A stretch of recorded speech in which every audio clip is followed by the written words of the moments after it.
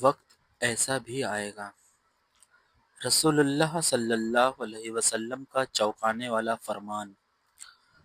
حضرت ابو ہریرہ رضی اللہ عنہ بیان کرتے ہیں کہ رسول اللہ صلی اللہ علیہ وسلم نے فرمایا، لوگوں پر ایک ایسا زمانہ آئے گا کہ مارنے والا بھی پچھتائے گا اور جسے مارا گیا وہ بھی پچھتائے گا۔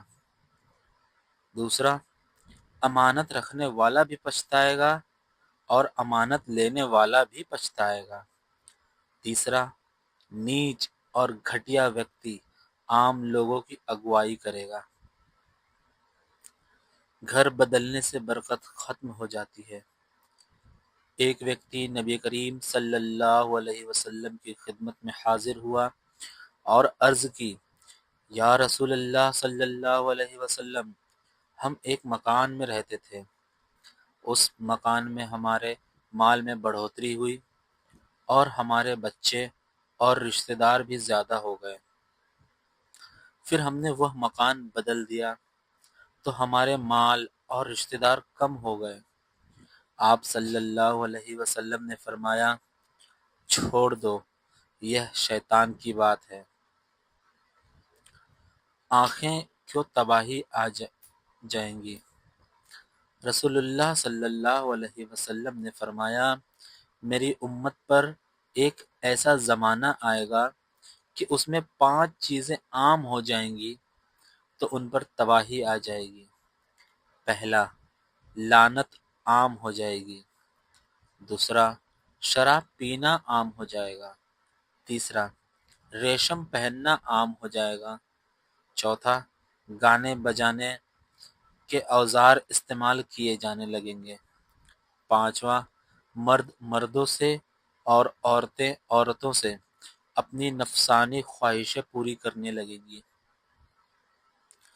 حضرت علی رضی اللہ عنہ، آخری زمانے کے لوگ بھیڑیوں جیسے ہوں گے اور شیروں کی طرح دہاڑیں گے۔ ان میں سچی دوستی نہیں ہوگی اور ان کی مضبوط نیو بھی نہیں ہوں گی۔ دنیا کی لالچ انہیں اندھا کر دے گی۔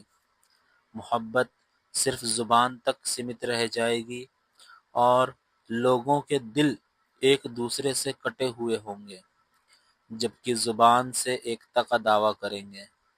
اور جب بد اخلاقی عام ہو جائے گی اور اسلام کو برا سمجھا جانے لگے گا تو فتنے پھیل جائیں گے۔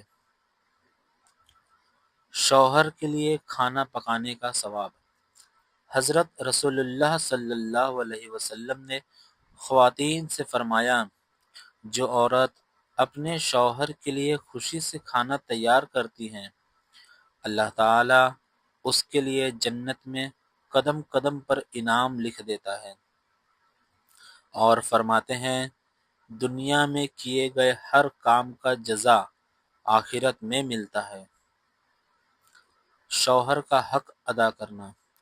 حضرت عائشہ رضی اللہ عنہا نے رسول اللہ صلی اللہ علیہ وسلم سے پوچھا، عورت پر مرد کا حق لوگوں میں سب سے زیادہ ہے؟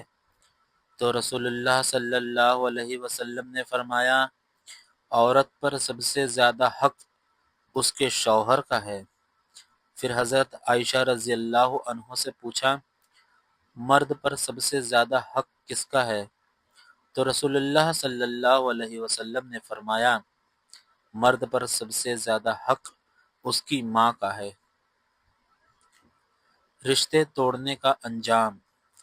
حضرت عبد الرحمن بن عوف رضی اللہ عنہ بیان کرتے ہیں، میں نے رسول اللہ صلی اللہ علیہ وسلم کو فرماتے ہوئے سنا کہ اللہ تعالیٰ فرماتا ہے، میں اللہ ہوں اور میں رحمان ہوں، میں نے رشتہ داری کو پیدا کیا اور اس کا نام اپنے نام سے نکالا ہے، جو اسے جوڑے گا میں اسے اپنی رحمت سے جوڑوں گا، اور جو اسے کاٹے گا میں بھی اس سے اپنی رحمت کاٹ لوں گا۔ بیٹی کیا ہے؟ حضرت محمد صلی اللہ علیہ وسلم فرماتے ہیں، جس ویکتی کے گھر بیٹی پیدا ہوتی ہے تو اس کے گھر میں اللہ کی طرف سے برکت نازل ہوتی ہے۔ جس شخص کی بیٹیاں ہوتی ہے قیامت کے دن میں اور وہ شخص ساتھ ہوں گے، اور جب کوئی بیٹی پیدا ہوتی ہے تو اللہ تعالیٰ فرماتا ہے اے فرشتوں گواہ رہو، میں نے اسے اپنے بندے کو عطا کیا ہے۔ اور جب اللہ تعالیٰ خوش ہوتا ہے تو زمین پر بھی برکتیں پھیل جاتی ہے۔ کھانا کھانے کا طریقہ۔